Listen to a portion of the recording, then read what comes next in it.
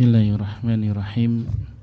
Assalamualaikum warahmatullahi wabarakatuh. Alhamdulillahi rabbil alamin. Wassalatu wassalamu ala asrafil anbiya'i wal mursalin wa ala alihi wa ashabihi ajma'in. Ashhadu an la ilaha illallah wahdahu la syarika lah wa ashhadu anna Muhammadan abduhu wa rasuluh. Sedaya puja pangalembono kunjuk wonten ngarsanipun Allah Subhanahu wa taala ingkang sampun nyipta murba wasesa mubah musih ing jagat saisinipun. Sholawat sarta salam mugia kaparingna katetepna dumateng mustikaning jagat panutaning umat inggih menika Nabiullah Muhammad sallallahu alaihi wasallam. Sumrambah dumateng para kulawarganipun, para sahabatipun lan sedanten pendherekipun ingkang sampun sedya tuhu netepi sunah-sunahipun ngantos puputing jaman. Bapak saha Ibu jamaah salat subuh rahimani wa rahimakumullah. Saderengipun nyun pangapunten mbok bilih samangke anggenipun kula matur ngangge bahasa nasional supados gampil anggenipun memahami pelajaran wonten injing menika. Irah-irahan wonten injing menika inggih menika pesan utawi wasiat Nabi sallallahu alaihi wasallam dumateng sahabat Mu'adz bin Jabal radhiyallahu anhu. Bapak Ibu, 6 tahun sebelum Allah mewahyukan kepada Nabiullah Muhammad sallallahu alaihi wasallam, yakni wahyu yang pertama kali diturunkan di Gua Hira, lahirlah seorang anak di kabilah Khazraj, tepatnya di kota Yathrib atau yang kita kenal sekarang sebagai kota Madinah. Oleh orang tuanya, bapaknya yaitu Jabal, memberikan nama anaknya bernama Mu'adz, sehingga anak ini bernama Mu'adz bin Jabal dan kakek beliau adalah Amr, Mu'adz bin Jabal bin Amr. Dan beliau nantinya adalah menjadi tumbuh kembang menjadi seorang yang pemuda yang tampan, cerdas, ya. Sehingga ketika berita nubuwah Nabi sallallahu alaihi wasallam sampai padanya, ketika beliau berusia 18 tahun, beliau akhirnya memeluk Islam dan dia adalah termasuk peserta atau orang atau sahabat yang hadir di perjanjian Aqabah, yakni 1 tahun sebelum hijrahnya Nabi sallallahu alaihi wasallam ke kota Madinah. Dengan kata lain, Mu'adz bin Jabal bin Amr radhiyallahu anhu memeluk agama Islam pada usia 18 tahun. Sebuah keputusan yang sangat mendasar yang pada saat itu zamannya adalah zaman jahiliyah, namun beliau diberikan oleh Allah hidayah pada saat usia muda 18 tahun memeluk Islam. Sehingga karena pemuda ini adalah pemuda yang cerdas, sehingga Nabi Muhammad sallallahu alaihi wasallam sangat menyayanginya. Yang nantinya pada saat tahun ke-10 Hijriah selepas Haji Wada, Nabi sallallahu alaihi wasallam mengangkat Mu'adz bin Jabal bin Amr Al-Ansari, karena beliau berasal dari Madinah, menjadi gubernur pada usia 29 tahun, menjadi gubernur di Yaman. Tidak hanya menjadi gubernur, tapi dia diangkat juga sebagai qadhi, sebagai hakim, sekaligus sebagai dai. Dan bahkan Nabi sallallahu alaihi wasallam menyampaikan kepada sahabat yang lain, kalau ingin bertanya mengenai halal dan haram, bertanyalah kepada Mu'adz bin Jabal. Menunjukkan pemuda ini adalah pemuda pilihan. Dan Ada sebuah doa selepas sholat fardu dan kita sering membacanya, Allahumma a'inni ala dzikrika wa syukrika wa husni ibadatik, adalah doa yang diajarkan Nabi SAW kepada sahabat Mu'adz bin Jabal. Maka ketika Bapak Ibu selepas sholat fardu berzikir, kemudian membaca Allahumma a'inni ala dzikrika wa syukrika wa husni ibadatik, itu adalah jejak dari nasihat Rasulullah SAW kepada Mu'adz bin Jabal. Dan sahabat Mu'adz bin Jabal ini diwafatkan oleh Allah Subhanahu wa taala di usia yang muda, yakni berumur 38 tahun. Ketika beliau dengan sahabat lainnya sedang safar ke kota Syam, dan di Syam ini terjadi wajah taun. Jadi ada wajah yang menyebar luas, dan beliau adalah salah satu sahabat dari sekian sahabat yang wafat akibat wabah tersebut. Inilah biografi singkat dari Mu'adz bin Jabal radhiyallahu anhu. Di sini kami akan menyampaikan pesan apa yang disampaikan oleh Nabi kepada Mu'adz bin Jabal, kepada kekasihnya, kepada seorang pemuda yang diharapkan kiprahnya di dakwah. Bapak Ibu sekalian, bahwasanya wasiat ini sangat penting bagi seorang muslim karena menjadi patokan profil ideal seorang muslim tergambarkan dalam wasiat ini. Dan kita apakah sudah sesuai atau belum dengan wasiat Rasulullah SAW kepada sahabat Mu'adz ini. Dan pesan ini atau wasiat ini insyaallah Bapak Ibu sudah mendengarnya dan sudah ma'ruf.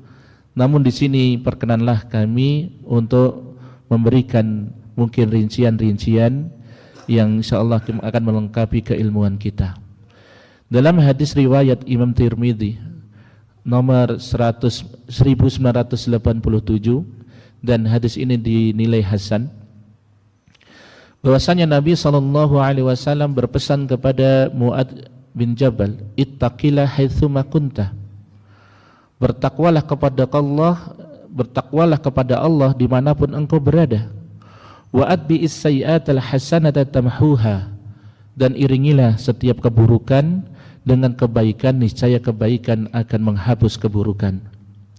Wa khaliqin nasa bihulukin hasan, dan iringilah dan pergaulilah manusia dengan akhlak yang baik. Baik Bapak Ibu sekalian, kita akan coba kupas satu persatu dari pesan Nabi kepada Mu'adz bin Jabal radhiyallahu anhu tersebut. Pesan yang pertama adalah ittaqillah haitsuma kunta, bertakwalah kepada Allah dimanapun engkau berada. Pesan ini mengisyaratkan bagi kita untuk memperbaiki hubungan kita kepada Allah Subhanahu wa taala. Dimanapun kita berada, perbaikilah hubungan kita kepada Allah Subhanahu wa taala. Bertakwalah kepada Allah dan merasa diawasi oleh Allah Subhanahu wa taala dimanapun engkau berada, baik di masjid, baik di sawah, baik di sekolah, baik di tempat kerja dan lain sebagainya.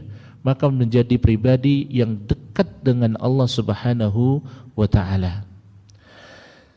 Dan takwa itu sendiri oleh seorang tabi'in bernama Talaq bin Habib rahimahullah, beliau mendefinisikan kata takwa itu, an ta'mala bi ta'atillah ala nurin minallah tarju sawaballah, wa an tatruka ma'siyatallah ala nurin minallah takhafu iqaballah. Talaq bin Habib ya, dinukil dalam kitab Jami'ul Ulum wal Hikam karya Ibnu Rajab Al-Hambali. Beliau mendefinisikan, memberikan pengertian takwa itu, engkau beramal dalam ketaatan kepada Allah di atas cahaya, di atas petunjuk dari Allah Subhanahu wa taala, dan engkau mengharap pahala dari Allah, dan engkau meninggalkan maksiat kepada Allah di atas cahaya atau petunjuk dari Allah karena takut akan siksanya Allah. Jadi Bapak Ibu, yang disebut takwa itu ya, kita melakukan sesuatu berdasarkan petunjuknya Allah, bukan berdasarkan hawa nafsu kita, tapi berdasarkan petunjuk dari Allah. bisa berupa hidayah bayan wal irsad, bisa berupa hidayah taufik. Dan kita melakukannya itu karena niat ingin meraih, berharap balasan dari Allah, balasan kebaikan. Dan kita takut bermaksiat kepada Allah karena takut akan siksaannya Allah. Itulah disebut dengan takwa. Dan Ibnu Qayyim rahimahullah merincinya lagi. Takwa itu menjadikan seseorang berbuat ihsan kepada Allah Subhanahu wa taala. Inti dari takwa itu adalah memperbaiki hubungan kita kepada Allah dengan cara kita berbuat ihsan kepada Allah, berbuat baik kepada Allah. Apa bentuknya Bapak Ibu sekalian? Bentuknya adalah kita ridho dengan ketetapan yang Allah telah tentukan. Baik ridho dalam artian ayat-ayat kauliyah, ridho dengan ketetapan Allah berupa Al-Quran maupun Sunnah, maupun ridho dengan ayat-ayat kauniyah berupa takdir-takdirnya Allah. Di awal pembukaan tadi Bapak Ibu membaca doa raditu billahi rabba. Maka Ibnu Qayyim al-Jauzi, ya, ketika seseorang itu bertakwa, dia akan mengatakan raditu billahi rabba, aku ridha Allah sebagai Rabb. Dan kata Rabb itu dari kata rabba yurabbi tarbiyatan, artinya adalah memelihara, mengatur, mendidik. Ketika kita mengatakan raditu billahi rabba, ya Allah, aku ridha Engkau sebagai Rabbku, sebagai zat yang mengaturku, yang memeliharaku, yang mendidikku, sehingga berkonsekuensi kita itu berhusnudon kepada aturan Allah, kepada pemeliharaan Allah. Ketika kita diperintahkan sholat, maka kita ridho, kita berlapang dada, senang melakukannya, karena yakin dengan sholat itu adalah cara Allah mendidik kita, cara Allah memelihara dan membimbing kita kepada jalan yang benar. Demikian ketika kita diperintahkan kita puasa, maka kita senang menyambut berpuasa, diperintahkan puasa, karena ridho dengan apa yang Allah atur. Demikian pula dengan takdir-takdir Allah. Ketika Allah mentakdirkan sesuatu, ketika misalnya Bapak Ibu menginginkan sesuatu, namun Allah takdirkan lain, tapi karena kita sudah mengatakan raditu billahi rabba, ya Allah aku ridho dengan aturanmu, dengan pemeliharaanmu, maka kita menerima takdir itu dengan ridho, dengan lapang dada. Jadi Bapak Ibu sekalian, yang disebut takwa itu, ya, tidak hanya sholat, tidak hanya puasa, namun ketika kita berprasangka baik dengan segala takdir Allah, itulah takwa, itulah berbuat ihsan kepada Allah Subhanahu wa ta'ala.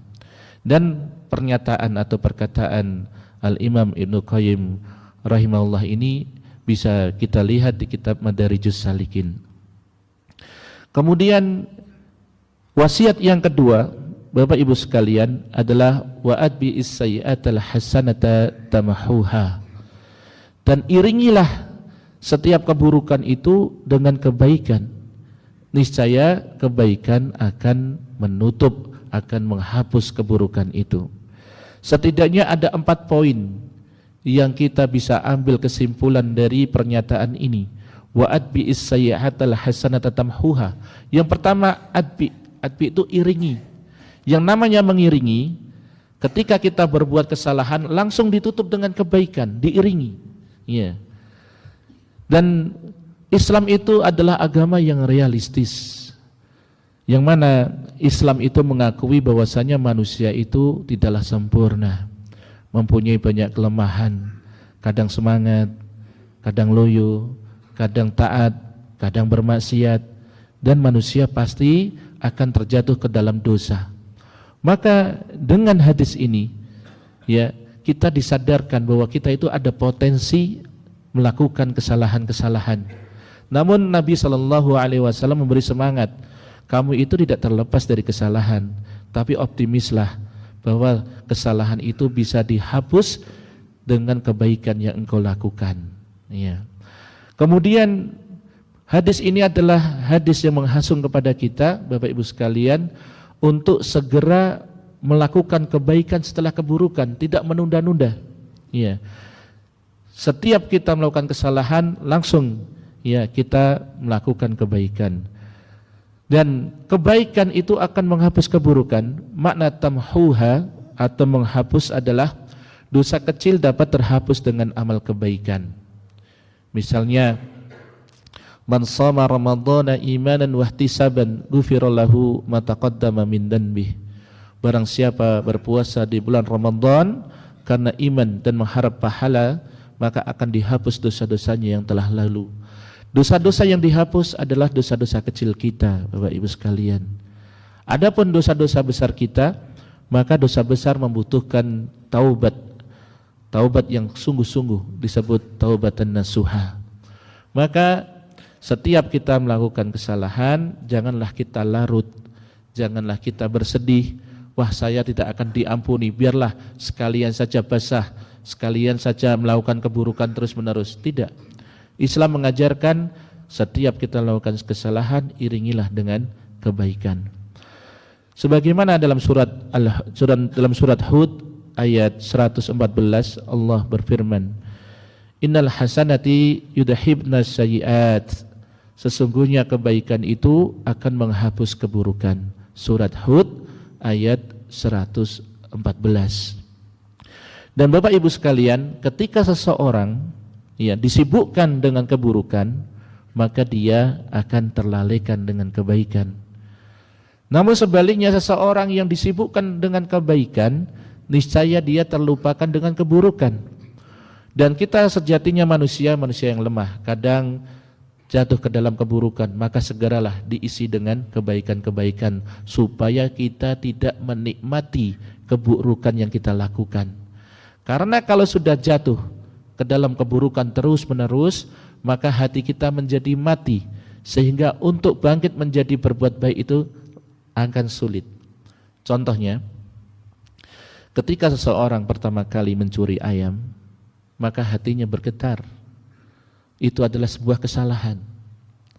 Namun ketika mencuri ayam, kemudian pergi ke pasar Paingan, dijual 100.000, beli sate enak, ternyata nagih, menjadi kecanduan, maka mencuri ayam kedua itu sudah tidak ada getaran lagi. Maka akan bertambah lagi mencuri yang tadinya takut, tidak ada rasa takut lagi. Maka ketika seseorang menikmati keburukan yang ia lakukan, maka dia akan sangat sulit untuk keluar dari keburukan itu. Maka sejatinya ketika kita ini manusia lemah yang jatuh kepada keburukan, maka lekaslah sadar, kemudian segera diiringi dengan kebaikan. Dan sejatinya, hadis ini adalah pendidikan bagi jiwa, supaya kita tidak tenggelam dalam rasa bersalah, mengubah kesalahan menjadi pemicu kebaikan, dan selalu memperbaiki diri secara aktif. Ibnu Qayyim pernah mengatakan, bisa jadi seseorang itu melakukan kebaikan justru masuk ke dalam neraka, dan bisa jadi seorang melakukan keburukan namun justru masuk surga. Maka murid-muridnya itu bingung, kenapa demikian? Kemudian Ibnu Qayyim menjelaskan, ada seseorang melakukan sebuah kebaikan, dia tidur, dia dalam posisi tertidur, berbaring, duduk, berdiri, berjalan, mengingat kebaikan yang ia lakukan. Dia merasa telah melakukan jasa yang besar, telah melakukan hal yang merasa dirinya aman dan layak masuk surga, sehingga dia tidak melakukan kebaikan lagi, berhenti di situ karena rasa ujubnya. Namun sebaliknya, ada seorang yang melakukan kesalahan, satu kali kesalahan, dia takutnya bukan main, dia menyesalnya bukan main. Ketika dia berbaring, duduk, berjalan, berdiri, dia teringat terus dengan keburukannya itu. Maka dia hari-harinya diisi dengan memohon ampun kepada Allah dengan satu sebab kesalahan. Kemudian dia hari-harinya melakukan kebaikan untuk menebus dengan sebab satu kesalahan itu. Jadi Bapak Ibu sekalian, seseorang, kita semuanya bisa jadi jatuh ke dalam keburukan, maka jadilah keburukan yang kita lakukan itu adalah lompatan untuk kita menjadi lebih baik. Maka bisa jadi teman atau saudara kita sedang jatuh terpuruk dalam keburukan, maka selagi dia masih hidup, jangan divonis dia pasti masuk neraka, tapi doakanlah dia, semoga keburukan yang ia lakukan menjadi pemicu untuk dia taat kepada Allah Subhanahu wa ta'ala. Ya. Kemudian yang ketiga adalah nasihat Nabi sallallahu alaihi wasallam, wa khaliqin nasa bihulukin hasan, dan pergaulilah manusia dengan akhlak yang terbaik.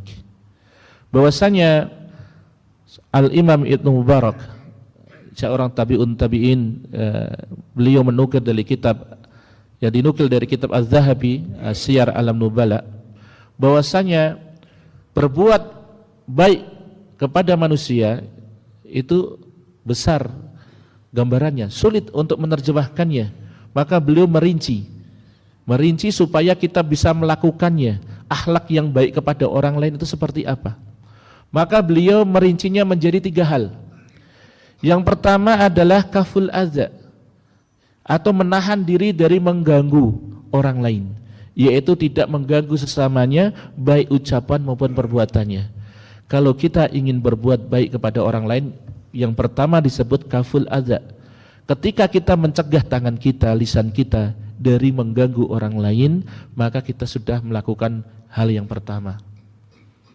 Maka ketika ada orang, saya nggak sholat nggak apa-apa, yang penting nggak mengganggu orang lain, itu baru membahas yang ini.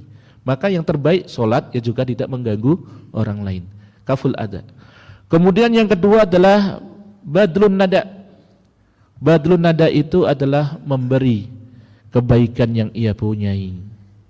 Dia senang dengan kedermawanannya, dia suka membantu dengan ilmunya, dengan tenaganya, dengan hartanya. Dia ingin membagi kebaikan-kebaikan kepada orang lain, disebut badlun nada. Kemudian yang ketiga adalah tolaqatul wajhi, atau wajah yang berseri-seri. Maka Bapak Ibu, ya, kalau kita bersemangat untuk menjadi orang yang mempunyai akhlak yang baik, yang pertama, pasanglah wajah kita dengan senyuman, menjadi pribadi yang murah senyum, yang sumringah, yang dirindukan oleh orang lain, karena wajah kita yang berseri, wajah kita yang menjadikan suasana itu menjadi nyaman dan lain sebagainya. Kemudian kita hindari dari sifat-sifat mengganggu orang lain, dan sebaliknya kita ingin memberikan yang terbaik kepada orang lain, tidak ingin merepotkan orang lain, tapi justru meringankan orang lain. Itulah yang disebut dengan akhlak yang baik. Kita cermati Bapak Ibu sekalian dari pesan Nabi Shallallahu Alaihi Wasallam ini, maka seorang Muslim itu harus mempunyai 3 karakter ini. Yang pertama, dia dekat dengan Allah, mempunyai hubungan erat yang kepada Allah dengan berbuat ihsan kepada Allah. Dia ridho dengan segala ketetapan Allah, ya, dengan takdir-takdirnya, dengan perintah-perintahnya, dengan larangan-larangannya. Jangan menjadikan sholat sebagai perintah Allah sebagai beban, tapi kita ridho kepada Allah Subhanahu wa ta'ala. Karena definisi ibadah ismun jami'un ma yuhibbullahu wa yardahu minal aqwali wa a'malid dhahirati wal batinah. Yang disebut ibadah itu adalah seluruh nama yang mencakup apa-apa yang Allah cintai dan Allah ridhoi, berupa perkataan, berupa perbuatan baik yang tersembunyi maupun yang nampak. Contohnya, ketika Bapak Ibu, ya, berkata zikir subhanallah walhamdulillah Allahu akbar, itu ibadah. Dan ketika Bapak Ibu, ya, diam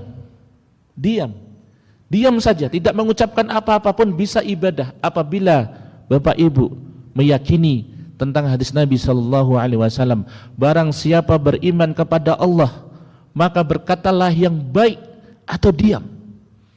Ketika kita tidak bisa berkata yang baik kemudian diamnya kita karena takut kepada Allah, karena ingin mencari ridhonya Allah, itu sudah ibadah. Maka jangan khawatir Bapak Ibu, kita 24 jam bisa beribadah walaupun dengan diam kita. Kemudian juga dengan perbuatan yang nampak maupun yang tersembunyi.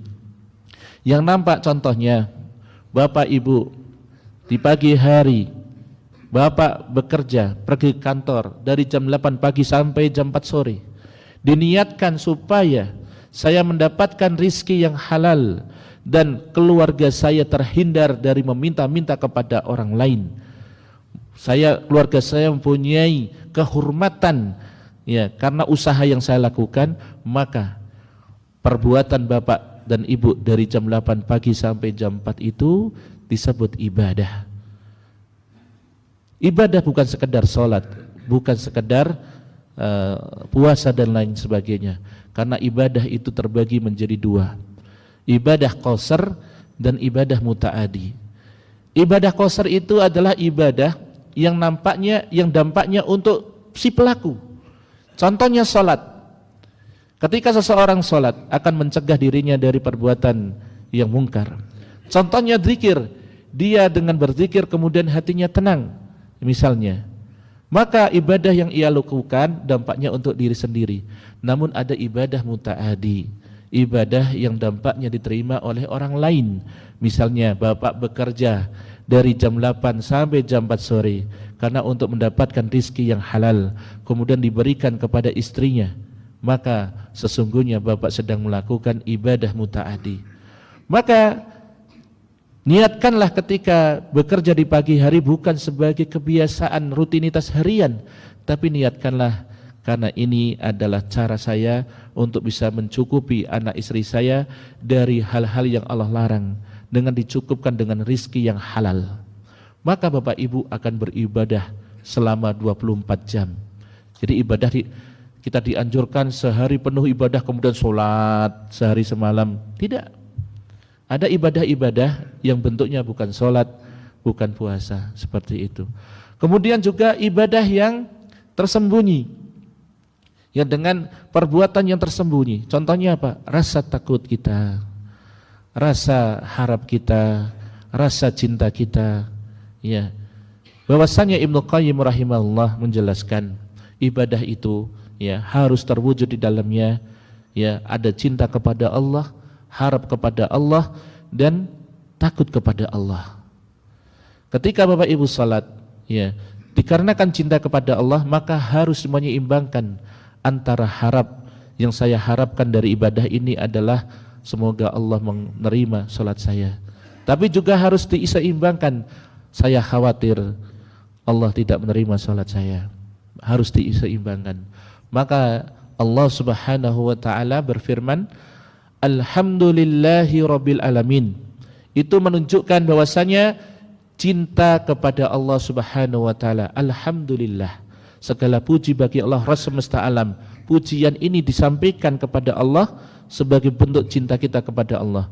Ar-Rahmanir Rahim, menunjukkan ini adalah harapan kepada Allah. Ya Allah, saya ini adalah hamba yang lemah, solatku tidak seberapa, tapi saya yakin ya Allah Engkau akan menerima solat saya.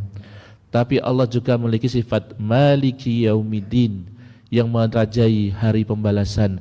Tapi aku khawatir ya Allah, aku takut ya Allah, seandainya dosa yang sedikit yang saya lakukan Engkau balas dengan siksaan yang luar biasa, Masya Allah.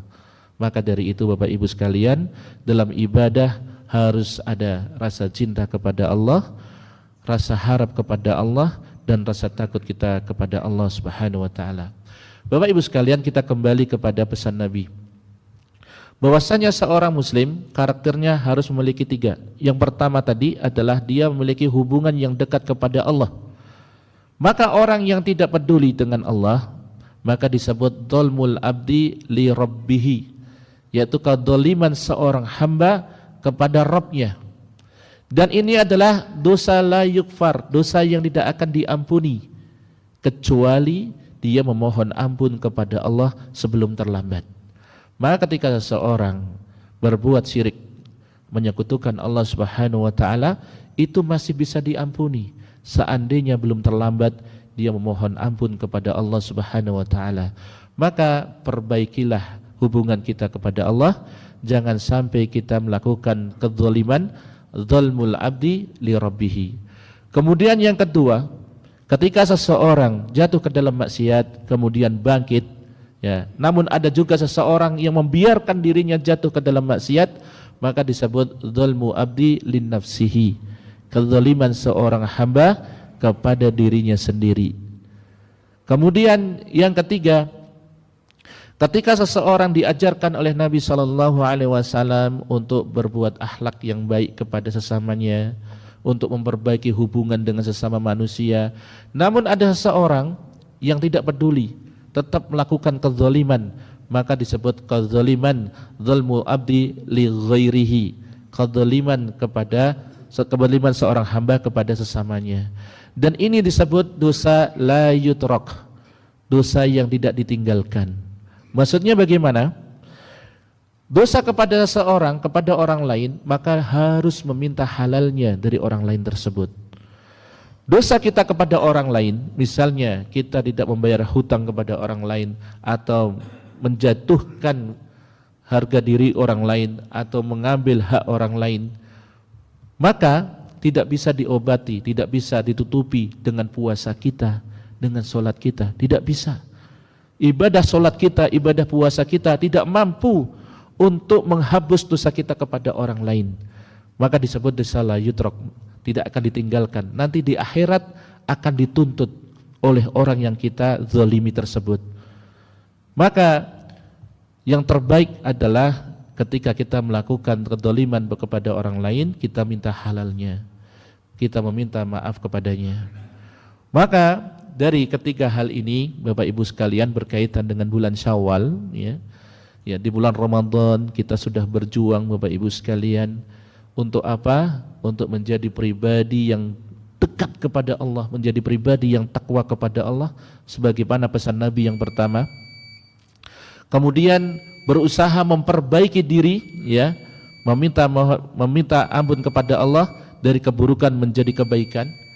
Kemudian yang ketiga, biasanya ya di lingkungan kita ada istilah syawalan, halal bihalal gitu kan, itu untuk menghalalkan supaya di antara kita tidak ada permasalahan lagi seperti itu. Pada awalnya adalah seperti itu. Sampun suruk nggih? Pinten? Sebelum sampun bosen dereng. Dereng.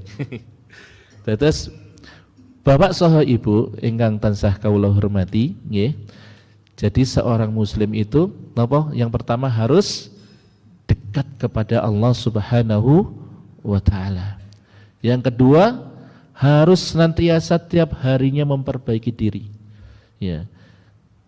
Misalnya, suatu saat seseorang itu berkata kasar kepada orang lain, maka apa yang harus dilakukan? Maka dia segera memohon maaf, kemudian diganti perkataan kasarnya menjadi perkataan yang baik. Contoh yang lain, misalnya seseorang itu lalai sholat, ya, karena suatu sebab dia terlupakan sholatnya, maka yang ia lakukan mengqadha sholatnya. Tidak hanya mengqadha, namun dia iringi dengan sholat-sholat sunnah. Misalnya seorang itu bermaksiat, ya, apa yang akan dia lakukan? Maka dia memperbanyak istighfar. Tidak hanya istighfar, kemudian dia sempurnakan dengan sedekah. Misalnya seperti itu. Maka kalau kita, Bapak Ibu sekalian, setelah kita dekat dengan Allah, maka hargailah diri kita. Jangan sampai diri kita jatuh ke dalam kezaliman. Dan itu yang mengetahui adalah Bapak Ibu sendiri. Ketika saya melakukan kesalahan, apakah saya ikuti kesalahan tersebut atau saya segera ingat, kemudian saya ganti yang lebih baik. Ketika saya bermaksiat, saya mengucapkan astagfirullah misalnya. Ternyata saya tidak cukup dengan mengucapkan astagfirullah misalnya, maka kemudian panjenengan terus sedekah sebagai mengganti kesalahan yang Bapak Ibu lakukan. Itu contoh memperbaiki diri sendiri. Kemudian pribadi yang ketiga, menjadi hamba dengan akhlak yang terbaik. Dan akhlak terbaik itu banyak sekali Bapak Ibu sekalian. Ya, bahkan bahkan ada seorang ulama, Syekh Abdul Razak, itu mengumpulkan namanya hadis khairukum, hadis mengenai yang terbaik di antara kalian. Itu dikumpulkan oleh beliau. Di antaranya adalah yang terbaik di antara kalian adalah orang yang panjang umurnya dan baik amalnya misalnya. Yang terbaik di antara kalian adalah orang yang mengucapkan salam dan memberi makan misalnya. Orang yang terbaik di antara kalian adalah orang yang belajar Al-Quran dan mengajarkannya. Yang terbaik di antara kalian adalah orang yang terbaik kepada keluarganya. Misalnya seperti itu Bapak Ibu sekalian. Maka ketika kita baik kepada sesama manusia itu adalah bagian dari sepertiga identitas muslim sejati. Dan kita bisa melihat Bapak Ibu sekalian, ada orang yang dia sholatnya rajin, puasanya rajin, tetapi wajahnya sangar, ya wajahnya kelihatan angker, tidak pernah tersenyum, ya tidak pernah menyapa. Berarti dia baru mengamalkan sepertiganya saja, belum seluruhnya. Ada orang yang sholatnya rajin, kepada orang lain rajin, bagus, senang dermawan, ya sering memberi, tapi dia seperti sebuah lilin yang menyinari kepada orang lain, tapi membakar dirinya sendiri. Bisa dipahami Bapak Ibu ya? Ya, dia bersemangat berdakwah, menginginkan orang lain dalam kebaikan, namun dia sendiri lupa. Ya, kesana kemari mencari ilmu, keluarganya dilalaikan. Padahal khairukum, ya yang terbaik bagi kalian adalah orang yang terbaik bagi keluarga kalian. Maka seorang muslim harus sempurna tiga-tiganya. Kepada Allah baik, kepada diri sendirinya juga baik, dan kepada sesamanya juga baik. Ketika seseorang meninggalkan tiga-tiganya, maka dia terancam kepada perbuatan zalim. Yang pertama disebut dzulmul abdi li rabbih, yang kedua dzulmul abdi li nafsihi, dan yang ketiga adalah dzulmul abdi li ghairihi. Dan Bapak Ibu sekalian, nantinya di akhirat, ya, manusia ketika dikumpulkan di padang mahsyar akan dihisab dan lain sebagainya. Ada 4 nasib manusia ketika menghadapi hari akhirat. Yang pertama adalah orang yang tanpa azab, tanpa hisab masuk ke dalam surganya Allah Subhanahu wa taala. Semoga kita semuanya menjadi hamba yang demikian. Kemudian yang kedua adalah orang yang dihisab oleh Allah, diadili oleh Allah, namun kebaikannya lebih banyak, kemudian dia masuk ke dalam surganya Allah. Yang ketiga adalah orang yang dihisab, kemudian ternyata keburukannya lebih banyak, namun dia masih memiliki tauhid, meyakini bahwa satu-satunya sesembahan yang patut disembahnya Allah, maka dia dimasukkan ke dalam neraka. Namun ketika sudah tersucikan akan diangkat ke dalam surga. Dan yang keempat adalah orang yang masuk neraka abadi selamanya karena dia tidak memiliki kunci masuk surga, yaitu orang yang berbuat zalim kepada Allah Subhanahu wa taala, yaitu dirinya tergelimang dengan kesyirikan sehingga dia tidak masuk ke dalam surganya Allah Subhanahu wa taala. Lalu kita simak, ketika seseorang zalim li nafsihi, berbuat zalim kepada dirinya sendiri, bisa jadi dia masuk ke dalam neraka kemudian diangkat oleh Allah Subhanahu wa taala ke dalam surga. Namun ketika seorang zalim li ghairihi, zalim kepada orang lain, maka ketika dia di neraka akan terhalang masuk ke dalam surga dengan sebab perbuatan zalim kepada orang lain. Di antaranya adalah hutang, di antaranya adalah perbuatan-perbuatan zalim kepada orang lain. Maka orang yang berbuat zalim kepada orang lain terancam menjadi hamba yang muflis, hamba yang bangkrut. Kenapa bangkrut? Ketika seseorang berbuat zalim kepada orang lain dan dia di dunia ketika hidup belum sempat memohon ampun, memohon maaf, maka dituntut di akhirat. Kebaikan orang yang berbuat zalim itu diberikan kepada orang yang terdolimi. Namun apabila belum tercukupi, maka keburukan orang yang terdolimi akan diberikan kepada orang yang berbuat zalim. Maka Bapak Ibu, mumpung kita masih di alam dunia, belum masuk ke dalam alam akhirat, alam penentuan yang mana sudah tidak lagi diterima amal, ya, maka Bapak Ibu, pertama perbaikilah hubungan kita kepada Allah dengan bertakwa dimanapun kita berada. Yang kedua, iman atau hargailah diri kita, jangan sampai kita jatuh ke dalam kemaksiatan. Yang ketiga, kita ulas hidup kita, apakah dalam kehidupan sehari-hari kita telah berbuat zalim kepada orang lain atau tidak? Bentuknya apa? Misalnya harta, kita segera selesaikan.